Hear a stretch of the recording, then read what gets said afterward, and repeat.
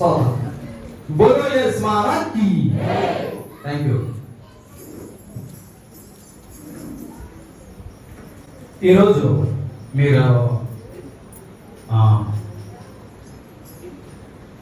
ప్రసంగాంశం ఇంచుమించుగా అందరికీ తెలుస్తుంది, చూసిన అందరికీ వాట్సాప్లో. అది మన ప్రసంగాంశం ఏంటి?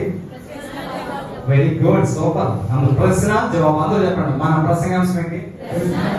ప్రశ్న జవాబు. ఓకే, స్తోత్రం. ఇక్కడ ప్రశ్న ఏంటి, జవాబు ఏంటి, ఎందుకు ఈ మాట అన్నది మనం చూస్తే 27వ అధ్యాయం ప్రశ్న అయితే 28వ అధ్యాయం జవాబు. 27వ అధ్యాయం ప్రశ్న అయితే 28వ వచనం జవాబు. అందుకని 27, 28 కలిసి చదువుకుంటాం అన్నమాట. 27వ అధ్యాయంలో అనేక ప్రశ్నలు దావీదు గారు దేవుడికి వేశాడు.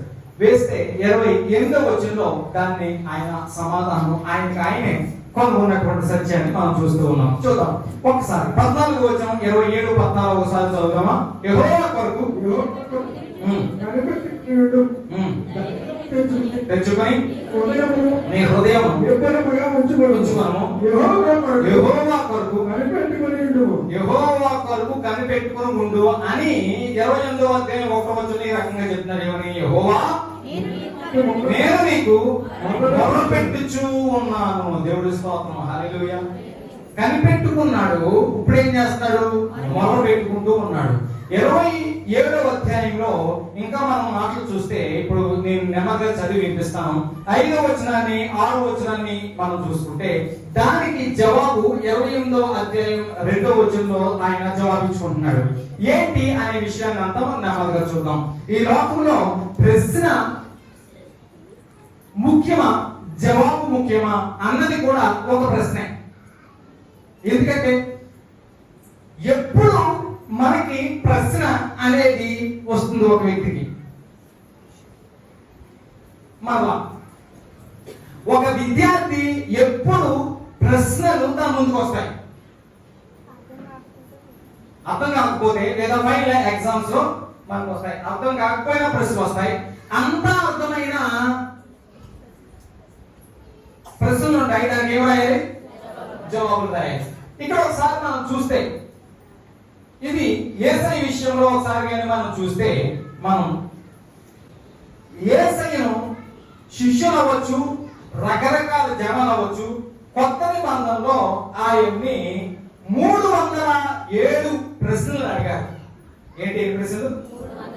307 ప్రశ్నలు అడిగితే ఎన్ని విషయానికి జవాబిచ్చి ఉండొచ్చు ఆయన కనీసం? ఆయనకి ఏమైనా అసాధ్యమా? అంటే ఎన్నింటికి జవాబిచ్చి ఉండొచ్చు? మొత్తం అన్నిటికి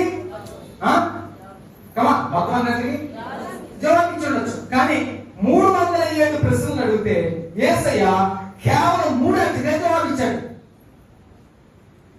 307 ప్రశ్నలు అడిగితే యేసయ్య ఏం చేశాడు? 3 జవాబిచ్చాడు. ఎందుకంటే మనిషి తన జీవితంలో ఎక్కువ శాతం పిచ్చి ప్రశ్నలే ఉంటాయి. ప్రశ్నలు ఎలా ఉంటాయంటే, నేను బైబిల్ కాల్లో చేస్తూ ఉన్నప్పుడు అన్నిటికన్నా నాకు పెద్ద హెడేక్ ఏంటంటే ఆ ప్రశ్నలు. క్లాస్ అయిపోయిన తర్వాత నేను వారానికి 2 సార్లు అవకాశం ఇచ్చేవాడిని ప్రశ్న, లేకపోతే సరిపోతున్నాను.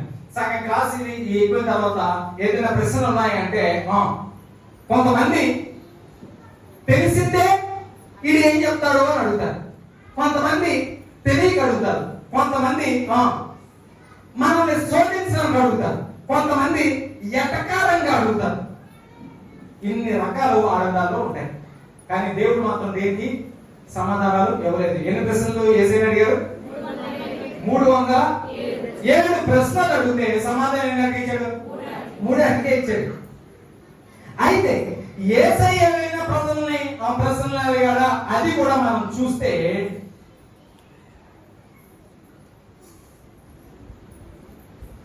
సారీ ఇక్కడ నేను చిన్న తప్పు చెప్పాను. బయట వారు యేసయ్యని అడిగినవి 183. ఎన్ని? 183 ప్రశ్నలు యేసయ్యని అడిగితే యేసయ్య 3 సమాధానం చెప్పాడు. కానీ యేసయ్య మాత్రం జనాల్ని 307 ప్రశ్నలు అడిగాడు.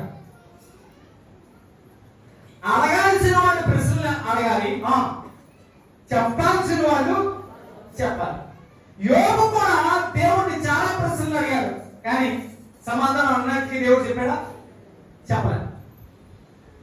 మనము ప్రశ్నలోనే మనిషి యొక్క జ్ఞానం ఇమిడి ఉంటుంది. చిన్న పిల్లలు ఎన్ని ప్రశ్నలు అడిగితే అంత జ్ఞానం వారికి వస్తుంది. పెద్దవాళ్ళు ఎన్ని తక్కువ అడిగితే వాళ్ళకి అంత జ్ఞానం ఉంటుంది. కానీ ఇది రివర్స్ లో జరిగే అవకాశాలే మనకి ఎక్కువ. 27వ వచనంలో తనకొచ్చిన బాధల గురించి దావీదు అనేక ప్రశ్నలు వేశాడు. ఏంటి నా బతుకలా అయిపోయింది, ఏంటి నన్ను ఆశ్రయించేవాడు ఎవరో లేడు, నా తల్లిదండ్రుల విషయంలో నాకు బాధగా ఉంది, ఏంటి అనేక ప్రశ్నలు, ప్రశ్న మీద ప్రశ్న, ప్రశ్న మీద ప్రశ్న వేసి దాన్ని రాసేసుకున్నాడు. ఎవరు? జవాబు మాత్రం రాలే, కానీ ఒకటే. అలాగే దేవుడు సన్నిధి విడిచిపెట్టలే. అప్పుడు దేవుడు ఏం చేశాడు? ప్రతి ప్రశ్నకు జవాబు ఇచ్చాడు. ఇచ్చాడు? ఆయన మనలో ఉంటాడు. దేవుడు స్తోత్రం కలుగుతాడు. ఆయన మనలో ఉండడానికి అవకాశం ఆయనకి ఇస్తే ఆయన జవాబిస్తాడు. ఆమేన్. హల్లెలూయా. ఇక్కడ ఈ సత్యాన్ని మనం పరిశీలించడానికి ముందుకెళ్తాం. ఇంకొక మాట కూడా నేను ముందుకెళ్తాను. మా ప్రసంగం ఏంటి అందరూ చెప్పండి, మరొకసారి చెప్పండి, కొంచెం గట్టి చెప్పండి, 2 చేతులు పైకి చెప్పండి, ఒక్కసారి అందరూ దేవుడు గట్టిగా చెప్పండి. ఇప్పుడు మరొకసారి ఆఖరిసారి చెప్పండి నా ప్రసంగం. ప్రశ్న జవాబు. తన ప్రశ్నలకు తనే జవాబు కనుగొన్నాడు. మనకి కూడా అనేక ప్రశ్నలు వస్తాయి. ఆఖరి ప్రశ్నలు జవాబు రాకపోతే మనిషి రకంగా మాట్లాడుకోవడానికి అవకాశం ఉంది. దేవుని ఎందుకో అదో పుట్టిగా పుట్టాను, ఎందుకో నా జీవితం, మా అమ్మ ఉంది, తల్లి, మా నాన్న ఉన్నాడు, నాన్నట నాన్న, మా ఆయన ఉన్నాడు అని చెప్పి ఒకళ్ళ మీద మనకి రకరకాల ఇబ్బందులు అన్నీ ఉంటాయి. కానీ వాస్తవాన్ని అర్థం చేసుకుంటే దాంట్లోనే నీకు జవాబు ఉంటుంది. అది బైబిల్ చెప్పేది. దేవుడి స్తోత్రం కనుక. హల్లెలూయా. ఇప్పుడు ఒక మాట చెప్తున్నా. మన ప్రసంగాంశం ఏంటి? ప్రశ్న జవాబు. 27వ అధ్యాయం ఏంటి?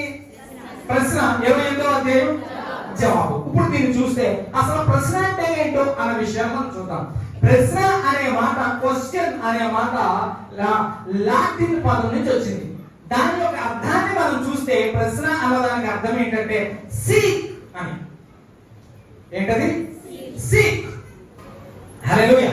అయితే ప్రశ్న అన్నదానికి ఎక్కడి నుంచి వచ్చింది అంటే లాటిన్ నుంచి వస్తే దాని యొక్క ఎటిమాలజీని మనం పరిశీలన చేస్తే దానికి అర్థం ఏంటంటే సీక్ అని. సీక్ అంటే మన తెలుగులో అర్థం ఏంటంటే అన్వేషణ. దేవుడి స్తోత్రం కలుగుగాక. హల్లెలూయా. అయితే ప్రశ్నకు జవాబు ఎప్పుడు వస్తుంది అన్నమాట? అన్వేషించినప్పుడు దొరుకుతుంది. హల్లెలూయా. మనిషి అన్వేషించడు, ప్రశ్న వెంబడి ప్రశ్న వేస్తాడు. యోబు కూడా ప్రశ్న వెంబడి ప్రశ్న దేవుడు వేస్తూనే ఉన్నాడు, జవాబు మాత్రం దేవుడు ఇవ్వలేదు. ఆఖరికి అన్వేషణ మొదలెట్టాడు, జవాబు ఎందుకు దొరికేసింది. హల్లెలూయా. కనుక అన్వేషణ ఒక బుక్ కూడా మన తెలుగులో చదువుతాం, సత్యాన్వేషణ, అన్వేషణ, వెతకడం. కనుక అందుకని దేవుడు అన్నాడు, నన్ను వెతికితే మీకు దొరుకుతా అన్నాడు. వెతకడం అంటే ఏంటన్నమాట? అన్వేషణ. అన్వేషణ. దేవుడి యొక్క విషయాలను మనం అన్వేషిస్తే ఆయన మనకు దొరుకుతాడు. ఘనత మహిమ యేసయ్యకే చెల్లును గాక. హల్లెలూయా. కనుక ప్రియులారా, ఎప్పుడూ కూడా సీక్ ఇస్ మోర్ ఇంపార్టెంట్. అన్వేషణ చాలా ముఖ్యం. అన్వేషణ గురించి ఒక మాట కూడా, ఒక కొటేషన్ కూడా మీకు నేను చెప్పి ముందుకెళ్తా. Seek to understand before you seek to be understood. మరోసారి నేను చదువుతా. Seek to understand before you seek to be understood. అంటే దాని అర్థం ఏంటంటే ఇతరులు నిన్ను అర్థం చేసుకునే కన్నా ఇతరులని నీవు అర్థం చేసుకో. ఆమె ఎలా మనల్ని ఇతరులు అర్థం చేసుకోవాలా, ఇతరులు మనల్ని అర్థం చేసుకోవాలా? కొన్నిసార్లు అంటాం, ఏ బాబు మా ఆయన అసలు నన్ను అర్థం చేసుకోవడం బాబు అసలు మంచి బాబు అది అసలు అర్థం చేసుకోలేదు. కానీ వాస్తవం ఏం చెప్తుంది? ఒక వ్యక్తిని కూడా అర్థం చేసుకోడు. ఈ భూమిలో ఎవరు నిన్ను అర్థం చేసుకోడు. నీవే ఇతరుల్ని అర్థం చేసుకోవాలి. భర్త అంటాడు, ఎక్కడ దొరికిందండి బాబు ఇది, కనీసం నా ఇల్లు పాటించారు, అసలు అర్థం చేసుకోలేండి అంటాడు. కానీ నిన్నెవడు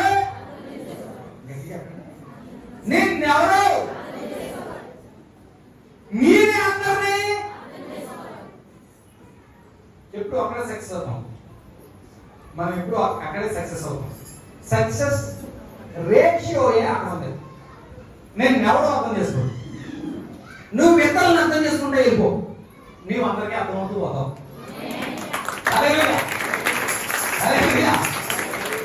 దాన్ని మనం గుండెత్తుకునే వెళ్ళాలి.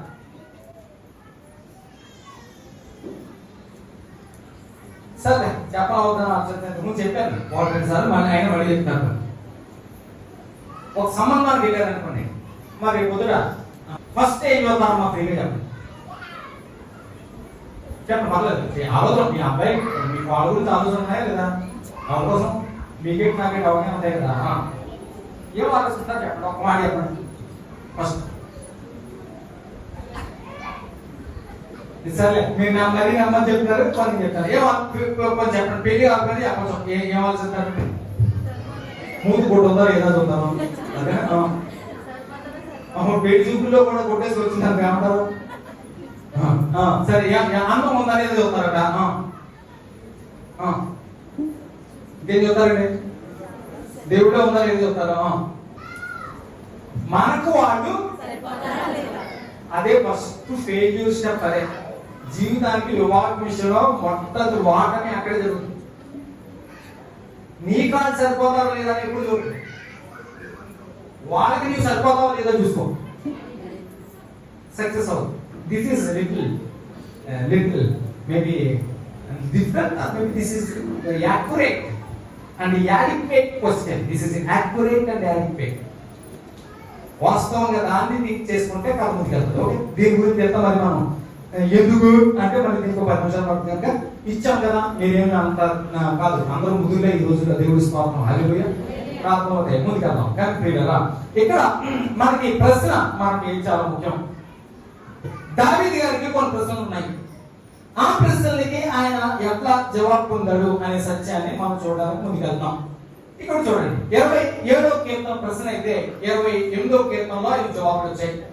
27వ కీర్తన 28వ కీర్తన కలిసి మనం ధ్యానించుకుంటున్నాం. 27వ కీర్తన 4వ వచనాన్ని సార్ మనం చదువుదాం. యెహోవా యొద్ద ఒక వరం అడిగితిని, యెహోవా యొద్ద ఒక వరం అడిగితిని, కాబట్టి నేను వెదకుచున్నాను. యెహోవా ప్రసన్నతను చూచుటకును ఆయన ఆలయంలో ధ్యానించుటకును నా జీవితకాలం అంతయు నేను యెహోవా మందిరములో నివసింపగోరుచున్నాను. నా జీవితకాలం అంతా ఎక్కడ నివసిస్తాడుట? యెహోవా మందిరంలో. ఇప్పుడు నాకు ఇక్కడ అంతే చదువుతున్నప్పుడు ఒక్కొక్కరికి ఒక్కొక్క దిక్కు ఉంది. అట్లాగే నాకు అర్థం కాదు ఉందనుకో, నేను సంవత్సరాలు దాన్ని కొట్టుకుని పక్కన రాసుకుని ఏదో టైం ఖాళీ దొరికినప్పుడు మళ్ళీ దాన్ని అలా ఎదుగుతూ ఉంటాను. నువ్వు ఏమండి, ఎవరైనా యెహోవా మందిరంలో సంసారం చేస్తాడా? నేను యెహోవా మందిరంలో నివసిస్తానంటాడేంటి అంటే మనం ఏమన్నా అనుకుంటామంటే మామూలుగా అంత దేవుడు ప్రేమ అండి, దేవుని యొక్క అంత ప్రేమ దేవుడి మందిరం అంటే అందుకని చెప్పి అలాగా దేవుడు సరిగ్గా ఉండిపోతాను అంటున్నాడు అని చెప్పేసి అనుకుంటాం. నేను అలాగే అనుకున్నాను. కానీ కొన్ని సమయాల్లో నాకు తృప్తి అనిపించలే. అసలు ఏమని ఉంటాడప్పా ఈ ప్రశ్న అని దీన్ని చూసుకుంటే ఏమని అన్నాడు అంటే ఇక్కడ ఎగ్జాక్ట్ గా తన జీవితంలో అన్నటువంటి మాట ఏంటి అంటే, నా జీవిత కాలం అంతా యెహోవా మందిరంలో నివసింపగోరుతున్నాను అన్నదానికి, నా జీవితం అంతా అతి పరిశుద్ధ స్థలంలో ఉంటాను. అది అంటే మనకి టెబార్నికల్ ప్రత్యక్ష గుడారంలో పరిశుద్ధ స్థలం, అతి పరిశుద్ధ స్థలం, ఆవరణ అని 3 ఉంటాయి. ఆవరణలో బలిస్తారు, పరిశుద్ధ స్థలం వరకు ఆ దేవుని పిల్లలందరూ వెళ్తారు, అతి పరిశుద్ధ స్థలంలోనికి యాజకులు మాత్రమే వెళ్తారు. ఇక్కడ ఈయన అనే మాట ఏంటంటే అతి పరిశుద్ధ స్థానంలో నన్ను ఉంచు అంటున్నాడు అనమాట. ఎందుకు అంటే ఈ కీర్తన రాసినప్పుడు ఆయన కొన్ని కష్టాలు వచ్చాయి. ఆ కష్టం వచ్చినప్పుడు తనకి ఎవరూ కూడా ఆదరణ ఇవ్వలే, తనకి ఎవరూ కూడా తనకి ఆశ్రయం ఇవ్వలేదు. నేను కొన్ని రోజులు కష్టం వచ్చిందయ్యా మీ ఇంట్లో దాక్కుంటాను అంటే ఎవరూ అవకాశం ఇవ్వలే. దానికి తోడు ఏం జరిగిందంటే ఆయనకి ఆ టైంలో తల్లిదండ్రులు కూడా ఉన్నారు. ఈయన అడవిలో పారిపోతూ ఉంటే పర్లేదు, కానీ కూడా ఎవరున్నారు? తల్లిదండ్రులు. వారు పరిగెత్తలేరు.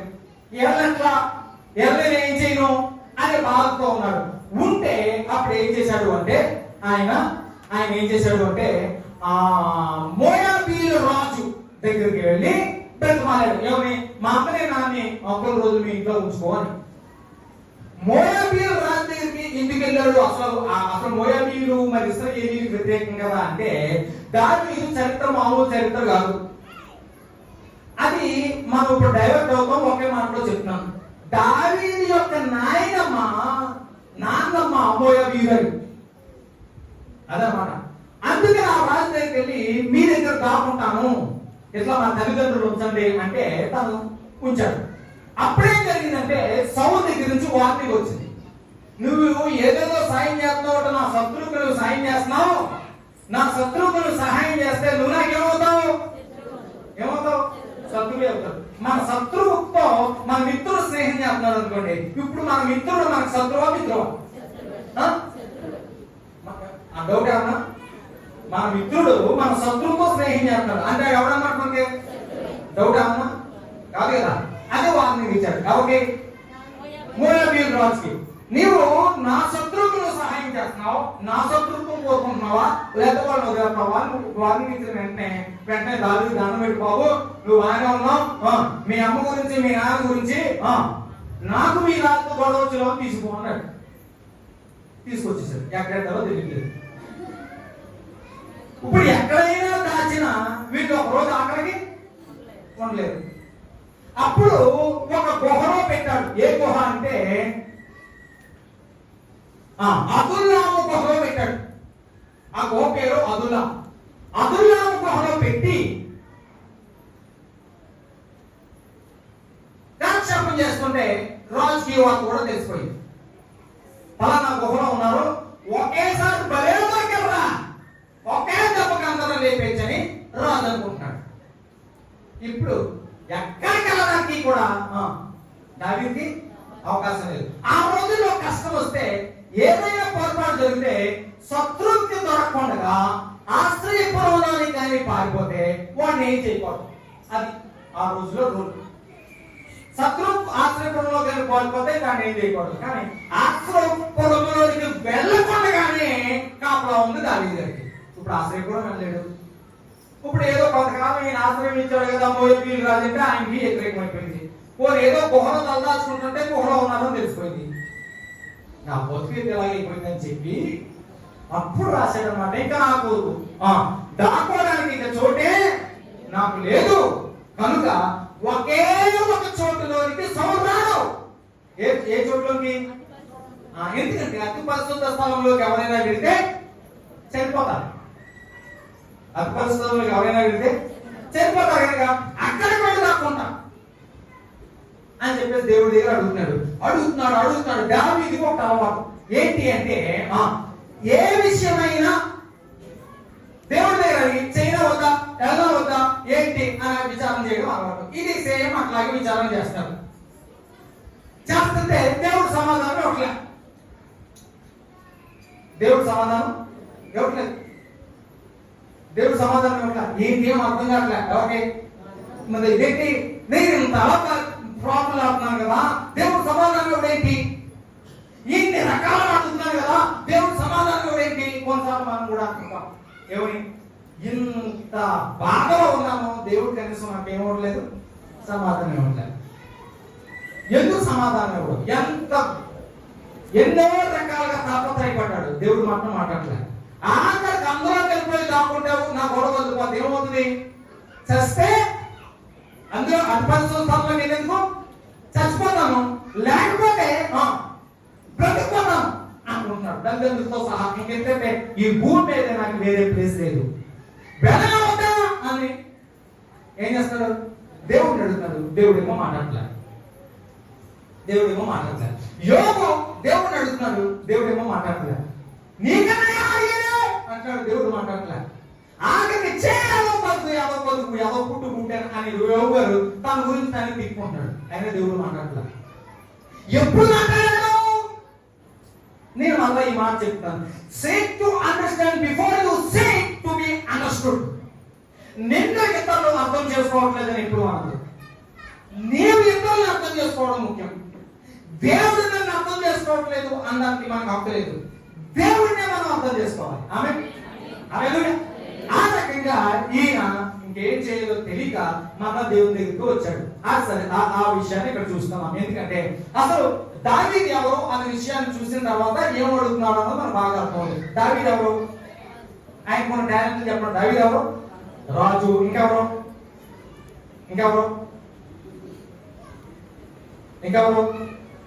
దావీదు కవి, తర్వాత ప్రవక్త. ఎందుకంటే దావీదు గారు యేసు ప్రభు గురించి ప్రవచించిన ప్రవచనాలు బైబిల్ ఎవరు ప్రవచించలేదు. ప్రవక్త, గాయకుడు, వాయిద్యగాడు. గాయకుడే కాకుండా గాయాల్ని రాసేవాడు, కీర్తనలు రాసేవాడు, పాటలు రాయగలడు, పాడగలడు, వాయిద్యాలు వాయించగలడు, రాజు, ప్రవక్త, యుద్ధ వీరుడు, సింహాన్ని చంపినవాడు, ఎలుగుబంటిని చంపినవాడు, గొల్లియాతుని చంపినవాడు. ఏమీ లేకుండా కనీసం దావీదు చరిత్రను చూస్తే అవమానం అంటే ఏంటో దావీదు చిన్నతనంలో భయంకరమైనగా ఇబ్బంది పడినటువంటి వాడు. ఏది జీరో స్థితిలో ఉన్నవాడు ఈ స్థితికి వచ్చిన తర్వాత ఇది అడుగుతూ ఉన్నాడు. ఎందుకంటే అన్నీ ఉన్నాయి నాకు, కానీ ఇప్పుడు నాకు ఏది లేదు. ఇది ఒకటే నాకు స్థానం, అధిపతి స్థానం. కానీ అందులో పోయి నేను దాక్కోవాలనుకున్నాను. కానీ అధిపతి స్థానంలో వెళ్తే ఏముంటారు? జనాలు చచ్చిపోతారు. కనుక నాకు అవకాశం, నేను అందులో దాక్కున్నా. కారణం ఏంటంటే భూమి మీద నాకు లేదు, స్థానం లేదు. కొన్నిసార్లు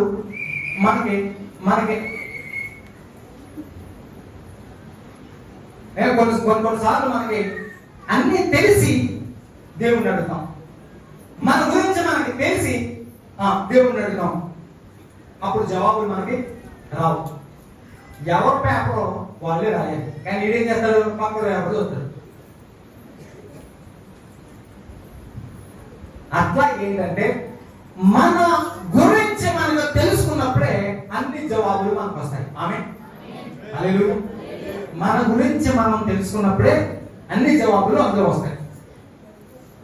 చిన్నప్పుడు మా ఇంట్లో బల్బు మీద ఒక కథ చదువుతూ మా అన్నయ్య రాశాడు అనమాట. చెవులు ఉన్నాయి అని రాశాడు.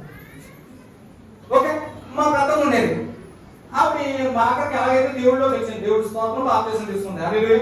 అయితే దేవుడితో అక్కడ రాకముందు మా ఇంటికి ఎవరు వచ్చినా ఆ తలుపే కూర్చునేది. ఏం మాట్లాడుకుంటున్నారు? మా అన్నయ్య ఏంటంటే 7th క్లాస్లోనే స్కూల్లో ఉన్న పుస్తకాలను చదివాడు. ఆయన పుస్తకాలు తెచ్చుకుంటే నేను పుస్తకం తెచ్చేసేవాడు. ఆయన ఏమో చదువుకునేవాడు, నేను పుస్తకం బొమ్మలు చూసేవాడు. చదివేసామంటే చదివేసాను, చదివేసానంటే దాని అర్థం ఏంటంటే బొమ్మలు చూసేసాను. మళ్ళీ పుస్తకం వెళ్ళిపోయాడు, నేను మళ్ళీ పుస్తకం ఆ చదివేసిన పుస్తకం మళ్ళీ నేను తెచ్చేసేవాడు. అన్ని బొమ్మలు చూసి లేక బొమ్మలు వేసేవాడు. అది అందులో ఒక కథలో అన్నమాట, గోడకి చెవులు ఉన్నాయి అనే ఒక కథ. అందులో ఏంటంటే ఎవరి ఇంటికి వస్తూ ఉన్నా ఈవిడ ఏం చేస్తుందంటే ఆవిడ ఇంట్లో వాళ్ళు ఏం జరుగుతున్నాయి దేవుని ఆవిడకి అందుకని చెప్పి ఆ ఇంట్లో ఈ బాధపడలేక ఎవరైనా వచ్చిన వెంటనే ఒక పలక మీద రాసి సంథింగ్ ఒక అక్షరాలు రాసి అంటిస్తాడు అనమాట. గోడకి చెవులు ఉన్నాయి అంటే గోడ ఎక్కడై అంటే పక్కన ఉంటారు, మాట్లాడకండి, నెమ్మదిగా మాట్లాడితే దాని అర్థం. అట్లా మా ఇంటికి ఎవరు వచ్చినా మానే అర్థం మీద రాశాడు. గోడకు చెవులు ఉన్నాయి అని రాసి గుండ్రంగా ఇలాగా దాన్ని మళ్ళీ నాకు నెక్స్ట్ ఏది చేశాడు. ఎవరన్నా ఏంటి అని అడిగితే సైజ్ చేసి చెప్పిపోడు. ఓహో అని చెప్పేసి చాలా ఎక్కగా ఉండేది అనమాట. అట్లా ఏంటంటే మన గురించి మనకి తెలిసినప్పుడు అవతల విషయాల్లో చేయలేతాం. మన గురించి మనకు తెలియదు అనుకో ఏం చేస్తా ఉంటుంది, అన్ని మనకే కావాలి, అన్ని మనకే కావాలి. కొంతమంది చూడండి సీరియల్ ఎక్కువ ఎవరు చూస్తారు తెలుసా? మీరు ఎవరు చూస్తున్నారో నాకు తెలియదు. ఈ జాతి చూడదు. ఏ జాతి? అన్ని వదలు నాకే కావాలి. ఏ గొడవ వీళ్ళకి తెలిసారు, ఏ గొడవ వీళ్ళకి తెలిసారు, ఏ గొడవ వీళ్ళకి తెలిసేస్తే ఇప్పుడు ఎలా ఉన్నావో నీకు అనేక రెట్లు బాగుంది.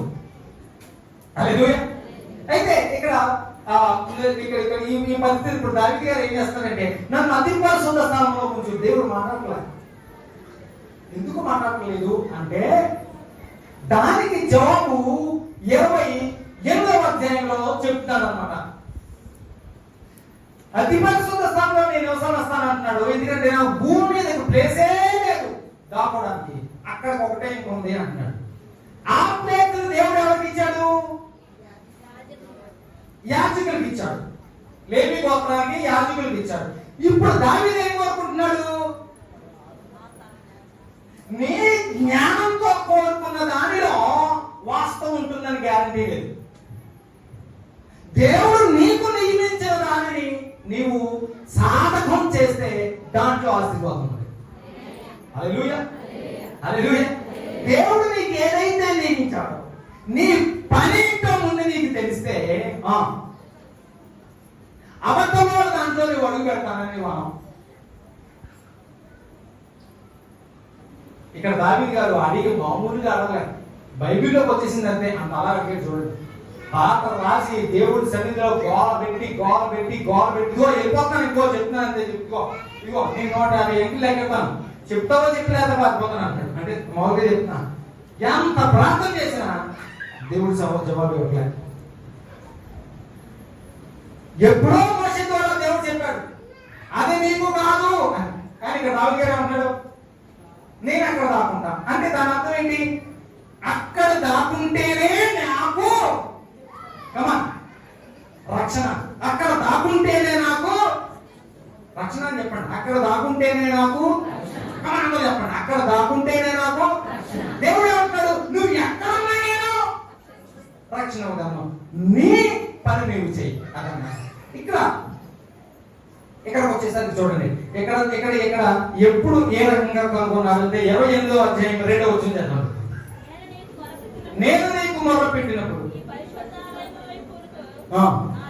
నా చేతులు ఎత్తినప్పుడు, నీ పరిశుద్ధాలయం వైపు నా చేతులు ఎత్తి ప్రార్థన చేస్తాను అని 28వ అధ్యాయం 2వ వచనంలో అంటున్నాడు. 27వ అధ్యాయం 5వ వచనంలో ఏమంటున్నాడు? నా జీవితకాలం అంతా నీ యొక్క అతి పరిశుద్ధ స్థానంలో ఉంటాను అంటున్నాడు. ఒకసారి చూడండి, దేవుడి స్తోత్రం చెప్పండి. ఒకసారి గట్టి చెప్పండి, మరోసారి చెప్పండి. హల్లెలూయా. 27వ అధ్యాయం ఏమంటాడు? అతి పరిశుద్ధ స్థానంలో ఉంటాను అంటున్నాడు. 28వ అధ్యాయం ఏమంటాడు? అతి పరిశుద్ధ స్థానం వైపు నా చేతులెత్తి నేను ప్రార్థన చేస్తాను. ముందు అక్కడే ఉంటానన్నాడు, ఇప్పుడే ఉంటున్నాడు నేను అక్కడికి వెళ్ళా, నాకు తెలిసింది అంటున్నాడు అనమాట. నేను ఇప్పుడు అక్కడికి వెళ్ళా, నాకు తెలిసింది. ఆ పరిశుద్ధ స్థలము వైపు నేను చేతులెత్తి నేను ప్రార్థన చేస్తాను. అందులోకి వెళ్ళడానికి నాకు హక్కు లేదు. మనిషి, ఏ మనిషి అయినా మనిషి తనకి లేని కోరుకుంటాడు. ఏం కోరుకుంటాడు? లేని కోరుకుంటాడు. ఉన్న కూడా ముందుకెళ్తాడు. లేదు కోరుకోవడం కాదు. చూడండి, ఎగ్జాంపుల్ మొన్న నాకు ఒక పెద్ద ఆయన పంపించి వాట్సాప్ లో పెట్టాను చూడమంటే చూశాను. ఏంటంటే 3 అడుగులు 2 అంగుళాలు ఒక ఆవిడ. ఎన్నాడు? 3 అడుగులు 2 అంగుళాలు. రాజస్థాన్ లో ఒక క్యారెక్టర్. పక్కన ఉన్న ఎస్పీలు అందరూ కూడా ఎంత ఉంటే ఆవిడకేమో ఎలా పెడతారు, చూడటానికి ఏమో ఎటకారంగా ఉంటాయి. ఆవిడకి మాత్రం ఏ ఎకారం లేదు. ఎందుకని? ఆవిడ పని ఏంటో ఆవిడ తెలిసింది. ఆవిడ పనేంటో ఆవిడకి తెలిస్తే ఆయన ఎస్పీ ఎంత ఉన్నాడు, ఆవిడ వెళ్తుంది, నువ్వు ఎంత ఉంటే నాకు రావాలంటే హల్లెలూయా. అదనమాట. కనుక ఇక్కడ చూసేసరికి ఇక్కడ దావీదు గారికి దేవుడు మాట్లాడిన విధానాన్ని ఇక్కడ నేను చెప్తున్నాను. ఇప్పుడు అతి పరిశుద్ధ స్థలంలో ఏముంటాయి? ప్రత్యక్ష గుడారంలో అతి పరిశుద్ధ స్థలంలో ఏముంటాయి? దేవుడు రాసిచ్చిన 10 ఆజ్ఞలు అందులో ఉంటాయి. అటు ఇటు 2 కెరూబులు ఉంటాయి. అటు ఇటు కెరూబులు ఉంటే మధ్యలో ఏముంటాయి? దేవుడు రాసిచ్చిన 10 ఆజ్ఞలు ఉంటాయి. ఇప్పుడు ఇక్కడ దావీదు గారికి అర్థమైంది ఏంటంటే,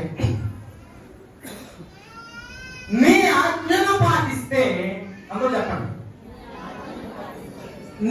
దావీదు గారికి అర్థమైంది, నీ ఆజ్ఞను పాటిస్తే నేను పరిశుద్ధాలయములో ఉన్నట్టే. హల్లెలూయా. గాయత్రిగా దేవుడిని అనుకుంటున్నాం. హల్లెలూయా. నీ పరిశుద్ధాలయం, నీ ఆజ్ఞను పాటిస్తే నేను పరిశుద్ధ ఆలయంలో, పరిశుద్ధ స్థలంలో ఉన్నట్టే. అంటే దేవుడే సన్నిధే మనతో ఉంటుంది. దేవుడి స్తోత్రం కలుగుతుంది. దావీదు గారు అంటాడు, నేను అక్కడ దాక్కుంటాను బాబోయ్ అన్నాడు. సమాధానం రావుతాడు. ఆఖరికి అర్థమైంది ఏంటంటే, అందులో ఏమున్నాయి? ఆజ్ఞలు. ఆజ్ఞలే పాటిస్తే, అందరూ చెప్పండి ఏం పాటిస్తే? అందరూ చెప్పండి ఏం పాటిస్తే? ఆజ్ఞను పాటిస్తే దేవుడి సన్నిధిలోనికి మనం వెళ్ళడం కాదు, అక్కడ సన్నిధి మన దగ్గరికి వస్తుంది. హల్లెలూయా. అయితే మొదట దేన్ని పాటించాలి? ఆజ్ఞ. అందరూ చెప్పండి దేన్ని పాటించాలి? అందరూ చెప్పండి దేన్ని పాటించాలి?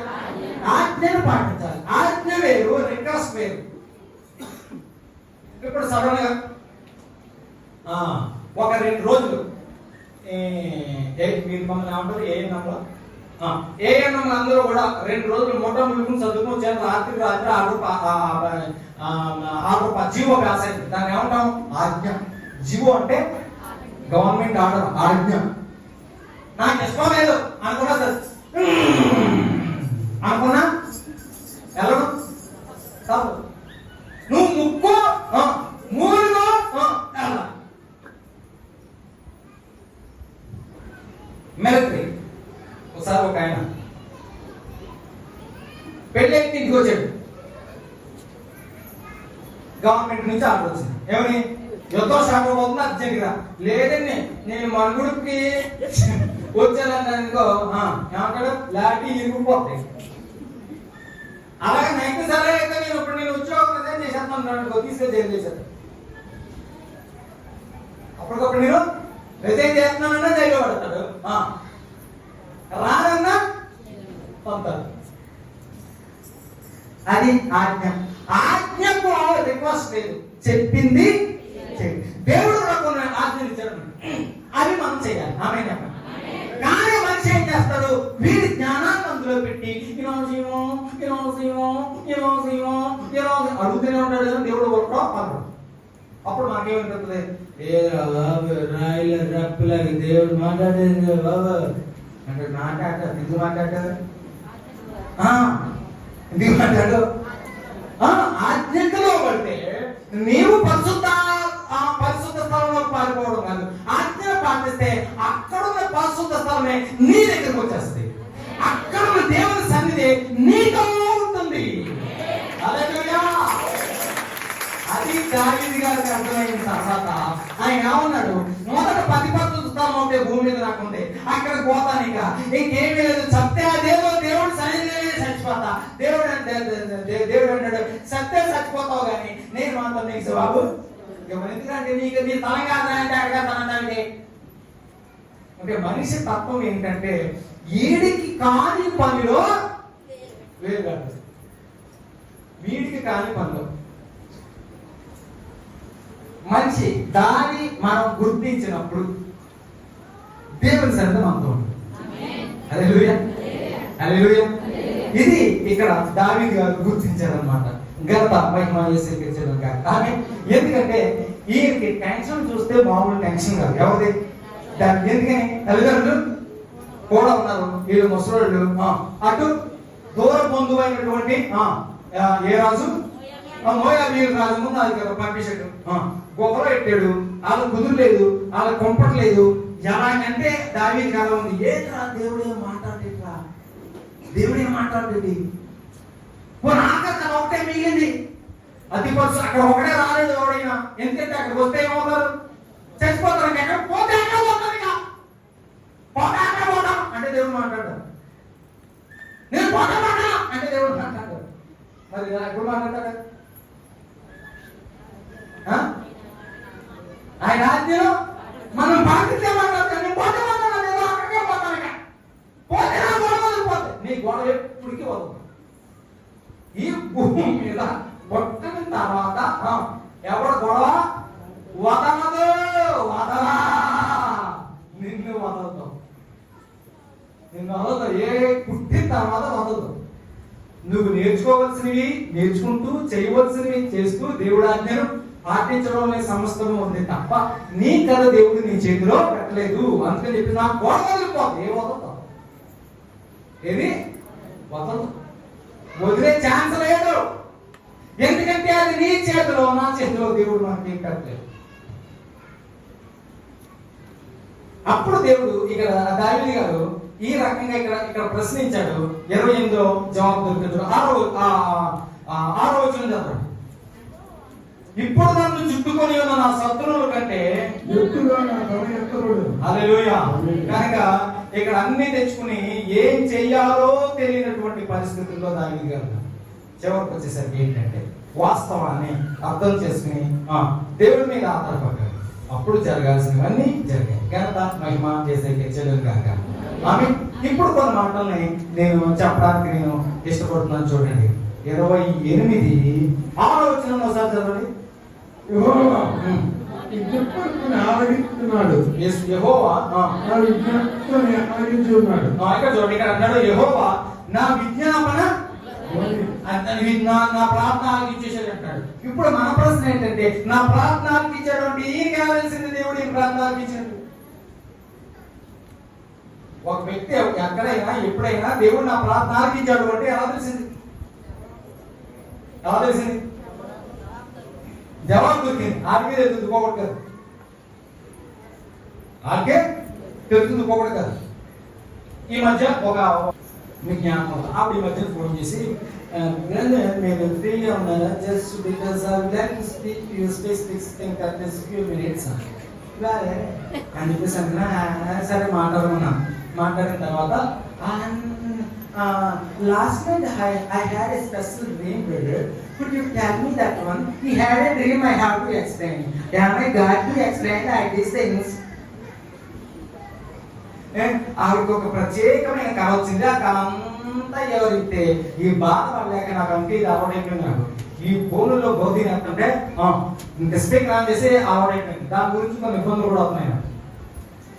ఒక స్పీకర్ ఆన్ చేసుకుని అంటున్నాను, అమ్మా చెప్పండి మీరు చెప్పమ్మా ఏం చెప్పాం చెప్పమ్మా అని చెప్పేసి అంటే అన్ని కళ అంతా అయిపోయిన తర్వాత నేను అన్నాను, అమ్మ తల్లి ఒకటి చెప్తున్నాను చూడు, ముందు కళ్ళ మీద ఆధారపడకు, వాక్యం మీద ఆధారపడు అని చెప్తే అదే నేను ఎట్లా అడుగుతాను, నేను దైవసేవ వెళ్తాను, నేను దీనికి అర్థమైంది అని అడుగుతాను అన్న. అంటే నేను అన్నది ఈ కళ నీకు వచ్చిందా నాకు వచ్చింది? నీకు వచ్చిందా నాకు వచ్చింది? నీకే వచ్చింది. నీకే వచ్చినప్పుడు నీకు అర్థం లేదు అంటే ఇప్పుడు దానియేలు కళ వచ్చింది, ఎవరికి అర్థమైంది? యోసేపుకి కళ వచ్చింది, ఎవరికి అర్థమైంది? నీ సోకు చూపించుకోవడానికి నన్ను మళ్ళీ శోధిస్తాం. నేను ఏం చెప్తాను? అసలు నీకు వచ్చిందో లేదో నాకేం తెలుసు? కొన్నిసార్లు కళ తెస్తాను కానీ లైన్ అవ్వ, అసలు నీకు కళ వచ్చిందో లేదో నాకు ఏం తెలుసు? కళ నీకు చూపించేసాడు అంటే దేవుడు అంత స్పెసిఫిక్ గా నీకు తెలియాలి కదా. కిక్కులు కానీ కప్పులు కానీ సారీ బ్రదర్, నీకు ఎప్పుడు నీకు ఫోన్ చేయాలంట, ఫోన్ చెయ్యని అనుకుంటే అది గొప్ప సీన్ ఏం కాదు. You are educated, you know everything, God give such a position to you. Should be accurate and addicted one you are perfecting your mind. నీ బుర్ర అక్కడికి అలా చాలాసేపు డిస్కషన్ చేసిన తర్వాత చాలా జరిగింది బ్రదర్. చాలా సంతోషం బ్రదర్. మీరు ఏమనుకోండి చిన్న ఆలోచించాను ఏంటన్నా ఏ పాస్టర్ బ్రదర్ మళ్ళీ అంటే నువ్వు ఎన్న అంటున్నావా అందరంటే మిమ్మల్ని కాదు మరి ఏమంటానే అదే కొంతమంది నొంగిలో సరిగ్గా చెప్పు అంటే ఆవిడ ఏమైనా మాట్లాడలేదే. నేను ఏ పాస్టర్ తీసుకెళ్ళినా గౌరవించేయడమే కానీ ఇంత కఠినంగా మాట్లాడేస్తే నాకు ఎప్పుడో తెలుసు. నేను అన్నాను వాళ్ళని గౌరవించేస్తున్నారు, ఎక్స్ట్రా గౌరవిస్తారు, నీకు తెలుస్తుందా లేదా తెలుసు చెప్పాను. అంటే నువ్వు కోరుకున్నావా చెప్తున్నారు ముందు నీ తప్పు. మనిషి ఏం చేస్తానంటే ఆ తప్ప ఆడు తెలిసినాడు, ఆడుతూ తప్పు ఆ తప్పడు తెలుసుకోండి. ఎన్ని చేసేసరికి అమ్మ బాబోయ్, నేను పుట్టాక ఎప్పుడు కౌన్సిలింగ్ ఇవ్వలేదు. మీరు కానీ ముందు నుంచి నాకు ఈ కౌన్సిలింగ్ ఇస్తే మా ఆయన నా దగ్గరే ఉన్నాను. నేను తీసావా? ఓహో అందుకు ఇప్పుడు ఇది మాట్లాడతాను. నేను ఖాళీ ఉన్నప్పుడు మళ్ళీ మీకు పోయి చేస్తాను. ఓకే, కనుక మనం ఏది చూసినా వాస్తవంలోకి వెళ్ళి మనం పరిశీలించుకుంటే విషయం మీద ధైర్యం వస్తుంది, మన గురించి మనకు తెలుస్తుంది. ఆమె హల్లెలూయా. కానీ ఇక్కడ కూడా దావీదు గారి గ్రామం ఏంటంటే ఇక్కడికి వచ్చేసరికి 6:28 వచ్చేసరికి నా ప్రార్థన జవాబు వచ్చేసింది. జవాబు వచ్చేసింది ముందే బాబోయ్ బాబోయ్, నా బ్రతుకో, నా అమ్మో, మా నాన్నో, నా గోహో, మా రాజో, మా మోయాబో, ఎంత గోరెట్ ఇక్కడికి వచ్చేసరికి జవాబు వచ్చేసింది అంట. ఎక్కడ వచ్చేసింది? అది ఆయనకి తెలుసు. హల్లెలూయా హల్లెలూయా. అంటే ఇంత క్వాలిటీ మనిషికి ఇంతలా జవాబు చెప్తూ ఉన్నటువంటి ఆయనకి ఆన్సర్ వచ్చింది. ఘనత మహిమ యేసయ్యకే చెందును గాక. అందుకే మన దేవుడు నిన్న నేడు రేపు ఏకరీతిగా. అందుకనే దేవుడు దేనితో పోలుస్తారు? మన యేసయ్యని బండతో పోలుస్తారు. ఆమె బండ పెద్ద సైజు ఉంటుంది, కదలదు, వర్షానికి కరగదు, ఎండకి ఎండదు, ఎప్పుడు ఒకలాగే. మనిషి మాత్రం ఎండాకాలం వస్తే ఏసీ కావాలి, వర్షాకాలం వస్తే కుంపడి కావాలి, శీతాకాలం వస్తే ఇంటికి అగ్గి కావాలి. ఇలా అంటే అలా సరదాగా చెప్తారు, అలాగే అలాగే కాదు. కానీ మనిషి మారుతూ ఉంటాడు. మనిషి ఆకలేస్తే ఒకలాగా ఉంటాడు, కడుపు నిండిపోతే ఒకలాగా ఉంటాడు. ఆకలేస్తే ఆకలికి ఏం తెలియదు కదా, నిద్రకి సుఖం తెలియదు. మధ్యాహ్నం రాత్రి రోజు కునుకు మీద కునుకొత్తి చేసేస్తాడు అనుకోండి, సరిగా ఏమో తెలియదు. నిద్ర రత్నాలు పెట్టుకుంటే నిద్ర కానీ ఏంటంటే ఇక్కడ మనం చూసినప్పుడు ఇక్కడ అందుకని మన దేవుడిని అట్లా పోల్చడం జరిగింది. ఘనత మహిమ యేసయ్యకే చెందును గాక. ఆమె ఇప్పుడు చెప్పండి, మన ప్రసంగాంశం ఏంటి చెప్పండి? ప్రశ్న జవాబు. కొన్ని మాటలు ఇక్కడ మీకు నేను చెప్తాను చూడండి.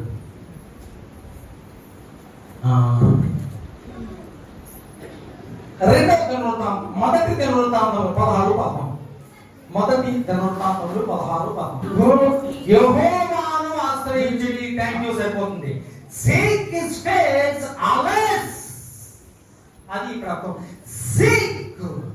Seek means అన్వేషణ. ప్రశ్న అంటే అన్వేషణ.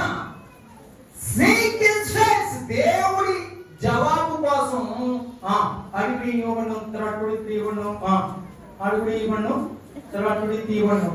అడిగి అంటే నీకు ఇచ్చేస్తానా? తరట్టు ఏం తరడతావు? నీకు ఏం కనపడాలి? ముందు నీ మార్కులు ఏంటో నీకు కనపడితే, నీ డోర్ ఏంటో నీకు కనపడ, తలుపులే కదా తడతారు. అది కనపడితే తడతావు. లేదని అడిగి ఇవ్వని అడిగేసాను, ఇచ్చేసాక నీకు అస్సలు అంటే అడుగుడి అంటే అన్వేషణ. దేవుడి స్తోత్రం కలుగుగా. హల్లెలూయా. అన్వేషిస్తూ. అన్వేషణ అన్నది దేవుడికి మనిషికి ఒక రోజుతో సంవత్సరంతో పోయేది కాదు. జీవితం అంతా అన్వేషణే. ఒక విషయం తెలిస్తే రెండోది తెలిస్తే మూడోది తెలిస్తే నాలుగోది. అన్వేషణ, సత్యాన్వేషణ, ఆత్మాన్వేషణ, అమృతాన్వేషణ, ఆత్మామృతాన్వేషణ, మనోనేత్రముల వెలిగింపు అనే అన్వేషణ, ఆత్మలో లోతైన వేరు అనే అన్వేషణ. అన్వేషిస్తూనే మనిషి ఉండాలి. అది యెహోవాను ఆశ్రయించుట అంటే అన్వేషిస్తూనే ఉంది. మరో మాట మీకు చెప్తాను చూడండి. దానియేలు, నేను విషయం చెప్పేస్తున్నాను, ఇక్కడ విషయాన్ని చెప్పేస్తాను. మీరు రాసుకుంటే ఇది రాసుకోండి తప్ప ఎవరు చదవట్లేదు. దానియేలు 9వ అధ్యాయం 2వ వచనం నుంచి 4వ వచనం వరకు. దానియేలు 9వ అధ్యాయం ఇక్కడ చూస్తే, ఇక్కడ దానియేలు 9వ అధ్యాయం 2 నుంచి 4 వచనాలు మనం చూస్తే ఇక్కడ ఒక విషయం ఉంది. ఏంటంటే యిర్మీయా ప్రవచించినటువంటి ప్రవచనం 70 సంవత్సరాలు ఆ దేశాన్ని. ఇక్కడ చూస్తే దానియేలు గారు ఇక్కడ ఈయన ప్రార్థన కనపడుతుంది ఏంటంటే, ఇర్మియా ద్వారా 70 సంవత్సరాలు దేశానికి శ్రమ అని విషయం ఈయన ధ్యానించుకుంటున్నాడు. ఈయన అన్ని లెక్కలు వేశాడు. అదే 70 సంవత్సరాలు దగ్గర పడిపోయాయి. ఇప్పుడు దేవుడు ఏ సమాధానం చెప్తాడు? దగ్గర పడిపోయింది. దేవుడు సమాధానం చెప్పలేదు. దేవుడు సమాధానం ఫస్ట్ అనుకున్నాడు, ఏం సమాధానం చెప్తాడు? వెంటనే తెలిసిన వెంటనే ఉపవాసం ఉండలేదు. అప్పుడు వేల మంది దేవుడు పిల్లలున్నారు. ఏ ఒక్క వ్యక్తి కూడా ఈ మర్మాన్ని గుర్తించలేదు. దానియేలు ఒకడే గుర్తించాడు. ఒకవేళ ఎవరైనా గుర్తిస్తే సర్లే దేవుడు అన్నాడు కనుక దేవుడే చేసుకుంటాడు అనుకున్నారు. ఈ మాత్రం ఇదే పట్టుకున్నాడు. దేవుడు అన్నాడు కనుక ఏం జరుగుతుంది అని కొన్ని రోజులు ఆలోచించాడు. ఆలోచించిన తర్వాత ప్రార్థన చేశాడు, ఉపవాసం ఉన్నాడు. ఏం రావట్లే, ఏం అర్థం కావట్లే. అప్పుడు దేవుడి సన్నిధిలో మొదలు పెట్టాడు. దేవుడు స్తోత్రం. ఒక విషయం చెప్పనా, సింపుల్ గా ఒక మాట చెప్తూ ఉన్నా, దేవుడు మనసులో ఉన్న విషయాలని ఎప్పుడైతే మనం పసిగట్టామో దేవుడికి మనం యమాగా నచ్చేస్తాం. ఇక్కడ దానియేలుని దేవుడు ఒక బిరుదు ఇచ్చాడు. ఏమన్నాడంటే, నీవు నాకు బహు ప్రియుడు. ఎందుకన్నా తెలుసా? వేల మంది ఉన్నారు ఆ టైంలో. వేల మంది పిల్లలు ఉన్నారు. వేల మంది దేవుడి పిల్లలు ఉన్నారు. ఒక్కరికి కూడా 70 సంవత్సరాలు పూర్తి అయిపోయింది. మా మీద శిక్ష పూర్తి అయిపోయింది. ఇప్పుడు ఏం చేయమంటావు అని ఎవడో అడగట్లే. ఇక్కడ దానియేలు మాత్రం గోధి పట్ట కట్టుకుని, అంటే గోధి పట్ట ఉపవాసానికి సాదృశ్యం, దీక్షకు సాదృశ్యం. ఉపవాస దీక్షలో కూర్చుని, అరే దేశానికి ఏం చేయబోతూ ఉన్నావు? దేశం కోసం నాకెందుకు అని అనుకోకుండా, దేశం కోసం ఏం చేయబోతున్నావు? శిక్ష అయిపోయింది కదా అని చూస్తూ ఉన్నాడు. ఈ మాట దేవుడికి నచ్చి, నన్ను జాగ్రత్తగానే నేను ఏదో ఒక రకంగా నాకు అర్థమైందంటే మీ బుర్ర పెట్టాలి. నా తాపత్రయం, నన్ను నీవు ప్రశ్నిస్తావా? ఎంత మంచి ప్రశ్న వేసావా దానియేలు? నీవు నాకు బహు ప్రియుడు రా అన్నాడు. దేవుడు స్తోత్రం కలుగును. హల్లెలూయా. కొన్ని ప్రశ్నలు తెలుసుకోవడానికి వేసింది, కొన్ని ప్రశ్నలు మంటెక్కడానికి కలిగినవి, కొన్ని ప్రశ్నలు శోధించడానికి ఉంటాయి, కొన్ని ప్రశ్నలు వాళ్ళ జ్ఞానాన్ని వ్యక్తపరచడానికి ఉంటాయి, కొన్ని ప్రశ్నలు నిజంగా తెలియగలిగి ఉంటాయి, కొన్ని ప్రశ్నలు ఈ ప్రశ్న అయితే దేవుడు దేశానికి తన పిల్లలకి ఏది దాచి ఉంచాడో అని ప్రశ్నిస్తూ ఉన్నాడు. అంత ఎందుకు నచ్చింది అన్నది మీకు ఎక్కడ చెప్పి నేను సమయాన్ని బట్టి నేను ముందుకు వెళ్తాను. చూడండి ఎందుకు నచ్చింది అంటే, ఇక్కడ చూస్తే జకర్యా, మీరు ఎవరు చదవద్దు, రాసుకుంటే రాసుకోండి. జకర్యా 1వ అధ్యాయం 12వ వచనం చూస్తే ఇక్కడ ఈ రకంగా నాకే చూడండి రాష్ట్రం రాసేసుకుని చూడండి.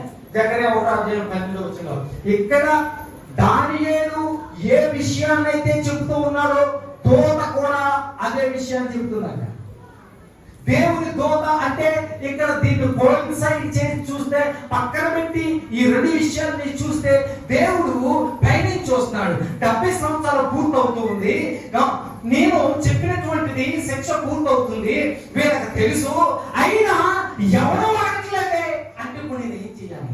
ఎందుకు ప్రియుడు అన్నాడు అని నేను చెప్తున్నాను. జాగ్రత్తగా నేనేం చేయాలి ఇప్పుడు అనుకునే దూతలను అంబాసిడర్స్ అంటారు. అంటే దూతలు మధ్యవర్తులు, మనిషికి అవతల వ్యక్తికి మధ్యవర్తి. ఏదైనా నీకు ఎవరైనా డబ్బులు ఇవ్వాలనుకోండి, నువ్వు అది ఇవ్వకపోతుంటే ఎవరితో కోరడం? మొదటిసారి మధ్యవర్తి చేత. అట్లా దూతకు దేవుడు చెప్పాడు. ఏం చెప్పాడంటే, వీళ్ళకి 70 సంవత్సరాలు పూర్తయిపోయి తర్వాత ఏంటి అని అడగరేంటి, వీళ్ళకి బుర్ర పని చేయట్లేదా, ఏదో నేను మర్చిపోలేకపోతున్నాను అంటే దూత నడుము కట్టుకుని తయారయ్యే భూమి మీద పోతున్నాడు అనమాట. వచ్చేసరికి అదే టైంలో ఒకే ఒక్క నరుడు, దానియేలు అనే నరుడు సేమ్ అదే ప్రార్థన చేస్తూ ఉన్నాడు. దూత ఒక్కసారి పొంగిపోయాడు, పరిగెట్టుకుని వెనకెళ్ళాడు. ఏ విషయం చేత అయితే నేను భూమి మీదకి పరిగెట్టుకుని వస్తూ ఉన్నాను, కరెక్ట్ గా నేను స్టార్ట్ అయిన తర్వాత అదే విషయం కోసం దానియేలు నరుడు ఒక దీక్షతో గోలి పట్ట పట్టుకుని ఉపవాసం ఉంటూ 70 సంవత్సరాలు పూర్తవుతూ ఉన్నాయి. నువ్వు దేశానికి ఏం చేయబోతూ ఉన్నావు దీక్షగా కూర్చున్నాడు. అనగా నా వాట దేవుడి దగ్గరికి వెళ్ళేసరికి ఒక్కసారి దానియేలుని పరిశీలించి, ఎన్ని వేల మందిలో నువ్వు ఒక్కడవే దానియేలు, అందుకని నీవు బహు ప్రియుడు.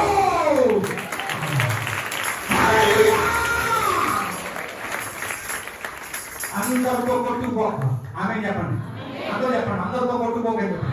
సార్ సెకండ్ లెవెల్ పక్క దండం పక్క పక్క కూడా దీనికి దండం పెట్టి చెప్పండి. కమా అందరితో కొట్టు. ఎవరో ఒకరు చెప్పలేదు. నువ్వు చూడకపోతే చెప్పండి. ఎవరు నువ్వు అందరితో కొట్టుకుపో, అందరితో కొట్టుకోపో. నీవు దేవుడికి దగ్గర అవ్వాలి. నీవు దేవుడి మనసు తెలియాలి. హల్లెలూయా. వాడికి చదువు అక్కర్లే, వాడికి తప్పక్కర్లే, వాడికి ఫోన్ లేదు, ఏది అక్కర్లే. వాళ్ళు చదువులో నిలబడుతున్నారు. హల్లెలూయా. దానికి భూమి మీద వచ్చేస్తుందని ఈ గ్రంథం ఈ రోజు మనం చదువుకుంటామని అప్పుడు ఆయన తెలియదు. దేవుడికి నచ్చిన వాళ్ళు అందరూ ఇందులోకి వస్తారు. మనందరం దేవుడికి నచ్చుదాం.